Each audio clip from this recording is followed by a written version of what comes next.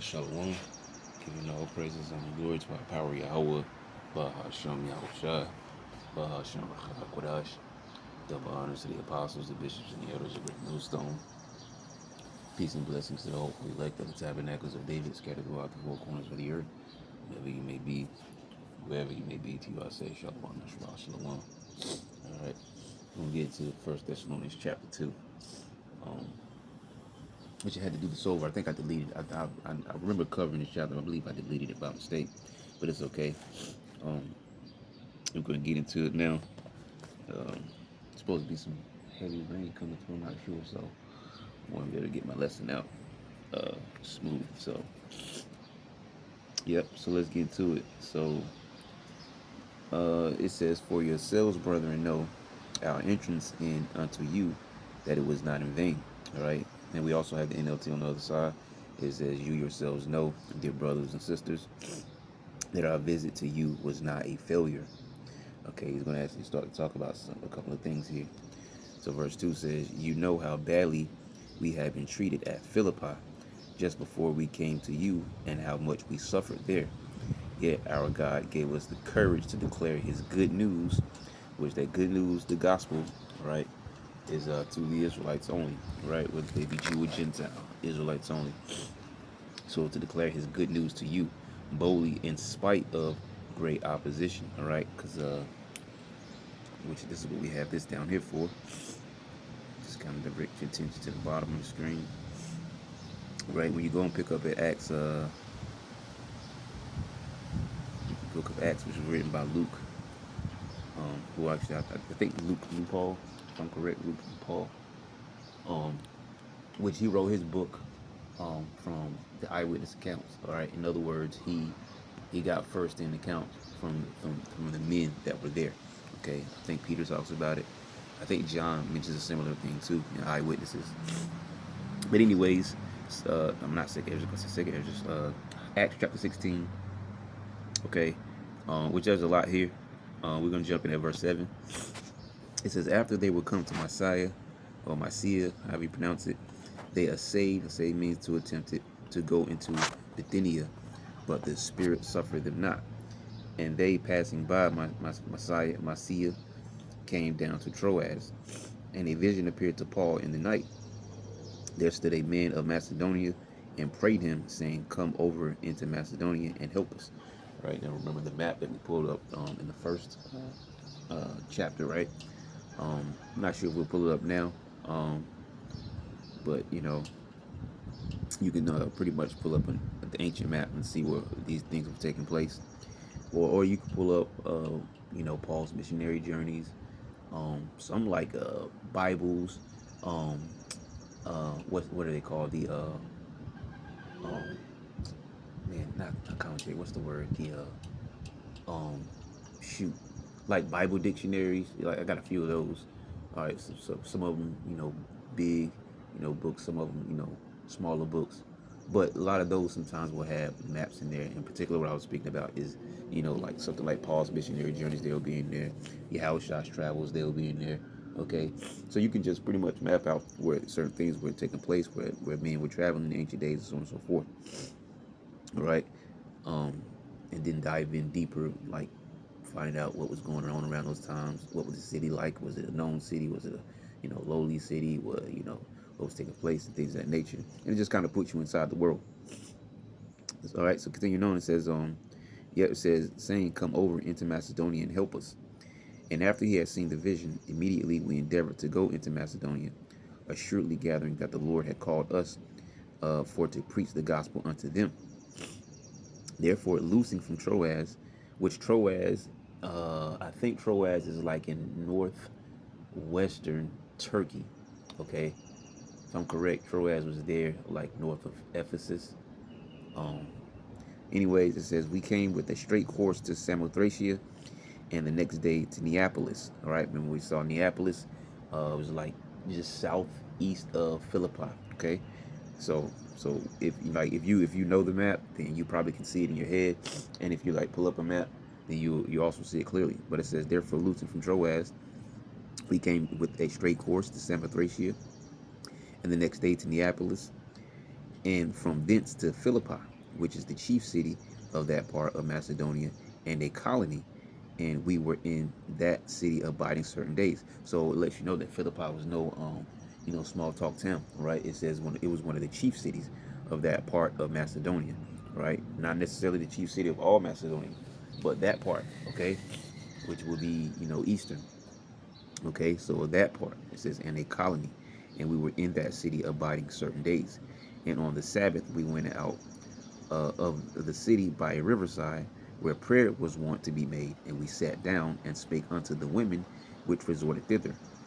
And a certain woman uh, named Lydia, a seller of purple of the city of Thyatira, which worshipped the highest, heard us, whose heart the Lord opened, that she attended unto the things which were spoken of Paul. Um, I might actually jump down here. Well, we might keep reading. I want to try to get to the nitty gritty, but maybe we could just read through. It says, and when she baptized in her household, she besought us, saying, if ye have judged me to be faithful to the Lord, come into my house and abide there. And she constrained us. So she was like, hey, if you find me worthy, hey, lodge here at my house. Okay. And it came to pass, as we went to prayer, a certain damsel possessed with a spirit of divination met us, which lets you know, let me see here. Let me see if I can go back real quick. Okay, so it just says a certain woman named Lydia, a seller of purple. But the point I was making is, um, she probably didn't have a husband, all right, bringing the men into her house. Okay, and it never mentions her husband either. But anyways, um, so it says, and it came to pass as we went to prayer, a certain damsel possessed with a spirit of divination met us, which brought her masters much gain by soothsaying. The same family, I'm sorry, the same family, the same follow Paul and us, and cried, saying, these men are the servants of the Most High God, which shew unto us the way of salvation. She probably had a demon on her back, all right. But what was happening here? She was following Paul and company around, and she was pretty much pestering them, all right. Because you got to think about, let's say you walking around. As a matter of fact, here's a good example. Let's say you walk into a library. Libraries are usually quiet. You do have a little commotion there. People might jump on the cell phone, and their conversation might spark up. But for the most part, libraries are quiet. And so you have somebody following you around, screaming and yelling like, "Hey, look, that guy's shoes dirty. Oh, look at his hat." Whatever. They might be saying. You just trying to walk around and mind your own business, and you got somebody following you, screaming out loud, pointing you out, in front of crowds. All right. So yeah. So you can see how that became vexing really quick. So the same followed Paul and us, and cried, saying, these men are the servants of the Most High God, which shew unto us the way of salvation. See, and even right there, it made her say that he shew us the way unto salvation, because she didn't believe. She was whacked out. All right. Remember, she was soothsaying for her masters, and that bought them money. All right, it filled up their purses. So, and this did she many days. Look, many days. Imagine this happening day after day after day. But Paul, being grieved, turned and said to the Spirit, I command thee in the name of Hamashiach Yahushai. All right, Hamashiach means the anointed, the Hamashiach anointed. Yahushai is his true name in the Hebrew, all right, not Jesus. Okay, in the name of Yahushai, to come out of her. And he came out the same hour. And even small note here, notice it says he came out, all right? Because we know, in the spiritual world, the angels that abide up there are male figures, okay? Not women, not androgynous beings, all right? Male figures. Anyways, and when her master saw that the hope of their gains was gone, so that money, all right, is just, now it's not, it's completely stopped, just like that. They caught Paul and Silas and drew them into the marketplace unto the rulers. So they snatched these men up, okay, and dragged them to the rulers and brought them to the magistrates, saying, these men, being Jews, do exceedingly trouble our city and teach customs which are not lawful for us to receive, neither to observe, being Romans. All right. It says, and the multitude rose up together against them, and the magistrates rent off their clothes and commanded to beat them. So just like that, because, one for one, oh, they're Jews. Two, They're not observing how to be Romans. Okay, so that led to three. Well, whip them, all right, beat them. And when they had laid many stripes upon them, they cast them into prison, charging the jailer to keep them safely, who, having received such a charge, thrust them into the inner prison and made their feet fast in the stocks. Okay, and it's never clear these men, whether these men are Israelites, or whether they were some actual heathens that grabbed Paul and Silas up. But nonetheless, the account, all right, still stands. It says, who, having received such a charge, thrust them into the inner prison and made their feet fast in the stocks, right? So they shackled them. And at midnight, Paul and Silas prayed and sang praises unto the highest, and the prisoners heard them. And suddenly there was a great earthquake, so that the foundations of the prison were shaken, and immediately all the doors were open, and everyone's bands were loosed. All right, so this is the earthquake that the Lord made happen, and that's what happened. All right, shackles came off, gates open. Okay, and the keeper of the prison, awaking out of his sleep and seeing the prison doors open, he drew out his sword and would have killed himself, supposing that the prisoners had been fled. Right, because even if he hadn't been, because there could be easily a situation where whoever was in control could say, "Hey, you had a part in this, you let them free," or it could have been just, "Oh, they got out on your watch. You had one job, okay, but they got out on your watch." So either way, the guy was ready to to check out, okay, because he was afraid. So it says, but Paul cried with a loud voice, saying, "Do thyself no harm, for we are all here." Then he called for a light and sprang in and came trembling and fell down before Paul and Silas and brought them out and said, "Sirs, what must I do to be saved?" This lets you know right here, as we continue reading on, that this guy was an Israelite, okay, as well as his family. It says, and they said, "Believe," see, faith, "believe on the Lord Yahweh, and thou shalt be saved and thy house." Okay, so Paul would not have told him that if he wasn't an Israelite, that you could be saved in your whole household, all right, if they were not Israelites. And they spake unto him in the word of the Lord and to all that were in his house. And he took them the same hour of the night and washed their stripes and was baptized. See, he and all his he and all his straightway. And when he had brought them into his house, he set meat for them and rejoiced, believing in the Most High with all his house. All right, and you can keep reading on there.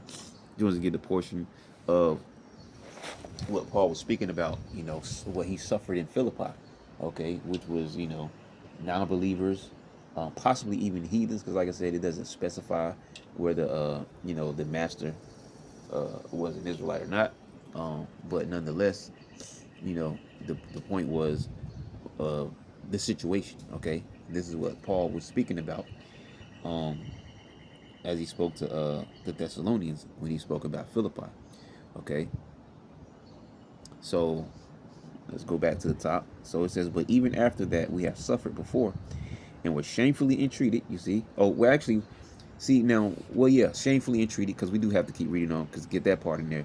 Because when it says shamefully entreated, this is the portion down here. It says, and when it was day, the magistrate sent the sergeants, saying, "Let those men go."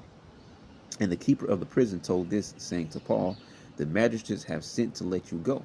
Now therefore depart and go in peace." But Paul said unto them, "They have beaten us openly, uncondemned, being Romans."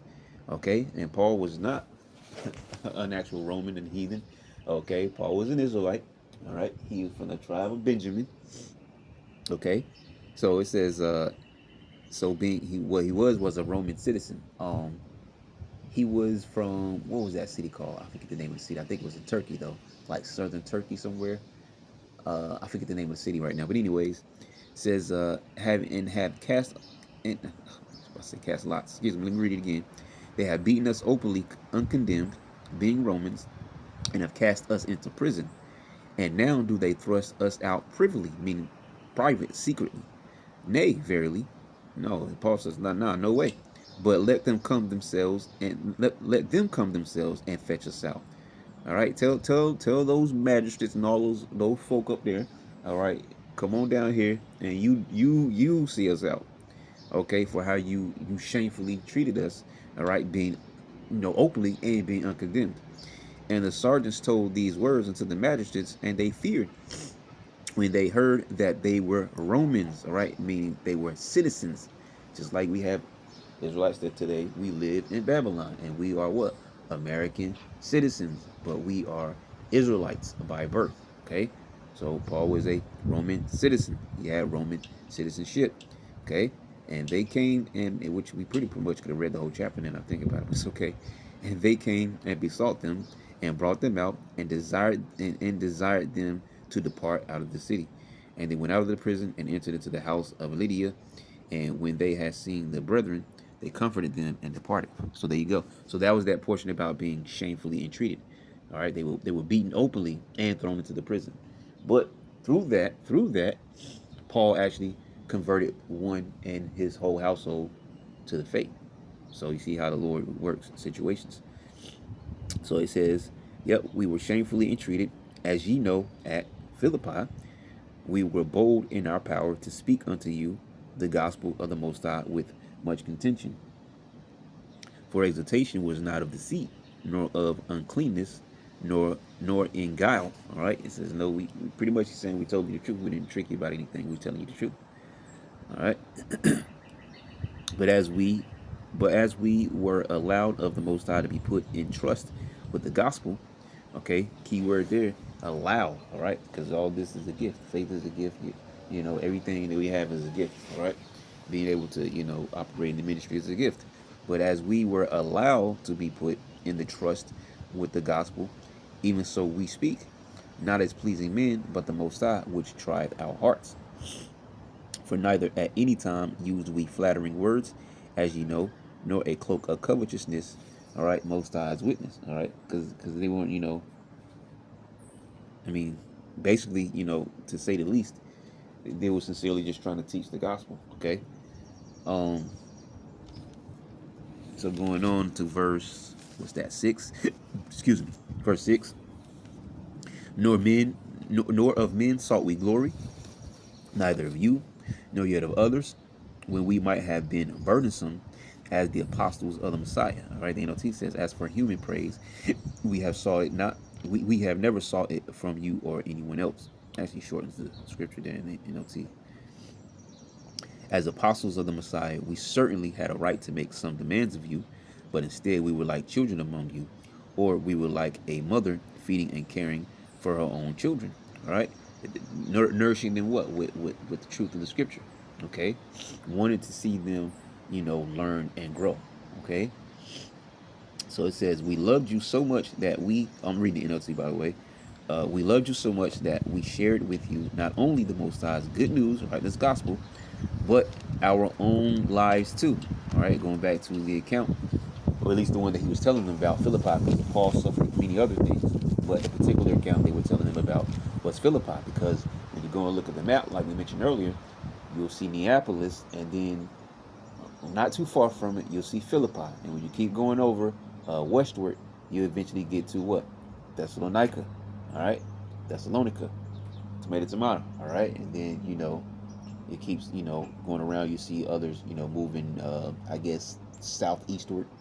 You'll eventually see. Well, Berea is not always on the map, but you will eventually see Berea, and then further south is Achaia, which is where the Church of Corinth is. So when you look at the map, you see all those things. So it says, we loved you so much that we shared with you not only the Most High's good news, but our own lives too.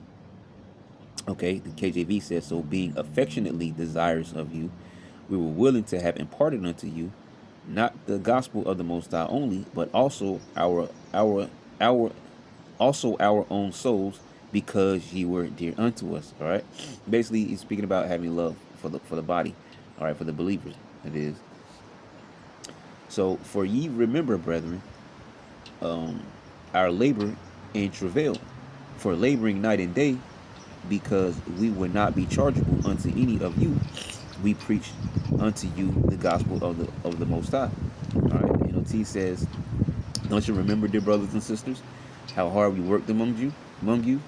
Night and day we toiled to earn a living, so that we would not be a burden to any of you, as we preach the Most High's good news to you. All right, so Paul's basically putting a separation here, from the gospel, from the ministry, and the home life working. All right, because as he said up above, remember he said up above, as an apostle, okay, I was able to charge you. So if I needed this or I needed that, if I needed food, if I needed some raiment, if I needed some coinage or whatever the case may be, I was in my rights to do so. But in order to better teach the gospel, everything runs smoothly, run fluidly. I chose to work with my own hands, which also sets an example, and then you follow that, you also further set an example. Okay, so pretty much that's what it was saying there. All right. Um, did I read 10? I, I, I'll read it. I don't think I read 10. So it says, "You yourselves are our witnesses, and so is the Most High, that we were devout and honest and faultless toward all of you believers. And you know that we treated, uh, and you know that we treated each of you as a father treats his own children, just like he said up above, like a mother nourishing her child, all right, and then like a father, all right, treats his own children, okay, which is obviously when you're not talking about a neglectful parent, you talk about being treated well, okay, because you love your children, you want the best for them, right? So verse 12, it says, "We pleaded with you and encouraged you and urged you to live your lives in a way that the Most High will consider worthy. For he called you to share in his kingdom and glory." All right, see, he called you, right? And scriptures say, "Many are called, but few are chosen." All right, so that's why the scriptures also say, "Give diligence to make thy calling and election sure." All right, because you've been called. When you've been called, that was a what? That was a gift right there alone. Okay, because faith is a gift. All right. Bear with me a moment. Got somebody coming my way.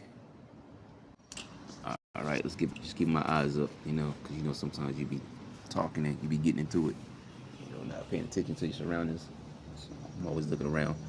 Anyways, let's get back to it. So it says, "We pleaded with you, encouraged you, and urged you to live your lives in a." Let me check my ticker. Sometimes it doesn't start. Okay, yeah, yep. So we urge you to live your lives in a way that the Most High will consider worthy, for He called you to share in His kingdom and glory. Okay. Bear with me. My eyes keep moving weird this morning. All right. Looking out of place. All right. Verse 13 says, "Therefore we never stop thanking the Most High that when you received this message from us, you didn't think of our words as mere human ideas. All right. You accepted what we said as the very word of the Most High, which of course it is. And this word continues to work in you who believe." All right. Going back to what your faith. Okay. Um, yeah, kind of threw me off there. Anyways, let's keep reading. So it says, "And then, dear brothers and sisters, you suffered persecution from your own countrymen. In this way, you imitated the believers in the Most High's churches in Judea, who, because of their belief in the Messiah, all right, suffered from their own people, the Jews." All right, so mind you, you had the Jews of Judea, those that were sticking to the Pharisees and the law, all right, and then you had the believers of Yahushua, okay, and of course, you know, there was separation there, all right, because those that were sticking to the law really thought that salvation was going to come through the law and keeping the law perfectly, which they couldn't keep it perfectly, but that was their idea, that was their thought, that's what they thought was going to go on, okay, and then so it's no different for these Israelites that were being called Gentiles, right? They were living amongst these, all those cities scattered around Turkey and the other areas, Macedonia, so on and so forth. Okay, um, you had the same thing. You had believers and you had non-believers. Okay, so as you see the pattern, all right, the believers will always face persecution from the non-believers. All right, because they want to do whatever they want to do. They want to worship whatever they worship, and you know, so on and so forth. All right. Um, yeah, verse 15 says, "For some of the Jews killed the prophets, and some even killed the Lord Yahushua." He's speaking about, back towards Judea, Jerusalem. All right. Now they have persecuted us too. They failed to please the Most High and work against all humanity. All right. I believe let me see here. Actually, I could have jumped over there. Go to Acts 17 and 1. It says, "Now when they had passed through Amphipolis, and Apollonia, they came to Thessalonica. All right, there was a synagogue of the Jews, and Paul, as his manner was, went in unto them, and 3 Sabbath days reasoned with them out of the scriptures, opening and alleging that the Messiah must needs have suffered and risen again from the dead, and that this Yahushua, whom I preach unto you, is the Messiah. Right? And some of them believed and consorted with Paul and Silas, and of the devout Greeks a great multitude, and of the chief women not a few. But the Jews which believed not, moved with envy, took unto them certain lewd fellows of the baser sort, and gathered a company, and set all the city on an uproar, and assaulted the house of Jason, and sought to bring them out to the people.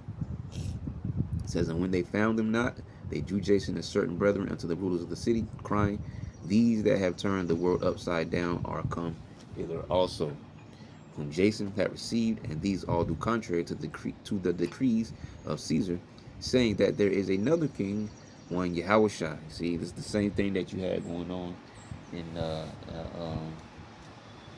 down in Judea, right? And they troubled, around the persecution of Yahushua, and they troubled the people and rulers of the city when they heard these things. And when they had taken security of Jason and of the other, they let them go. And the brethren immediately sent away Paul and Silas by night unto Berea, who, coming thither, went into the synagogue of the Jews. Okay, and you can keep reading on with that account there. All right, and that's what actually talked about them chasing him from those in Thessalonica, chasing him to Berea, and then him having to leave Berea, and so on and so forth. He went further south. I think it was to Achaia. All right, so yeah, all that account there. So we can finish this off. It says, verse 16 says, forbidding us to speak to the Gentiles that they might be saved. Right? These are talking about Israelites, these Gentiles, because no one can be saved except for Israelites, to fill up their sins always, for the wrath is come upon them to the uttermost. All right. So the NOT says, as they try to keep us from preaching the good news of salvation to the Gentiles, by doing this, they continue to pile up their sins, but the anger of the Most High has caught up with them at last. All right. There's a big account in Acts, I think it's 13. Okay, where it talks about them, being jealous. All right. So that was the sentiment. Okay. Well, not well, you're jealous too, but also angry. All right, because those Gentile Israelites, those Jews that kept the law did not accept those Gentile Israelites as even being Israelites, even though they were by nationality. But it was because of the things that they were doing, right? The customs, not having a law, and these different things of that nature, right? So they were totally against them. Okay, and so you see the same thing happening, you know, around Judea, as well as those churches um, that were formed, that were scattered abroad. Okay. So, anyways, it says, verse 17 says, dear brothers and sisters, after we were separated from you for a little while, though our hearts never left you, we tried very hard to come back because of our intense longing to see you again.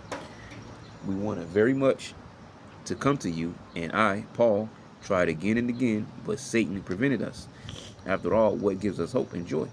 And what will be our proud reward and crown as we stand before our Lord Yahushua when he returns? It is you, all right? Basically joy in seeing you also make it, all right? When the Lord returns, you receive salvation, all right? That's going to bring us joy. It says, yes, you are our pride and joy.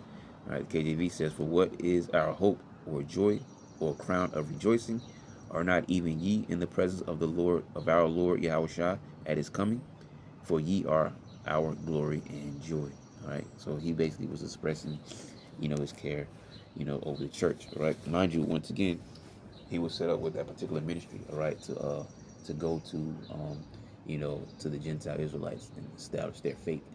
And that's how those churches got, created. All right, so we're gonna leave it at that. Lord willing, you edify. Until next time, that's what I'm gonna say. Shalom.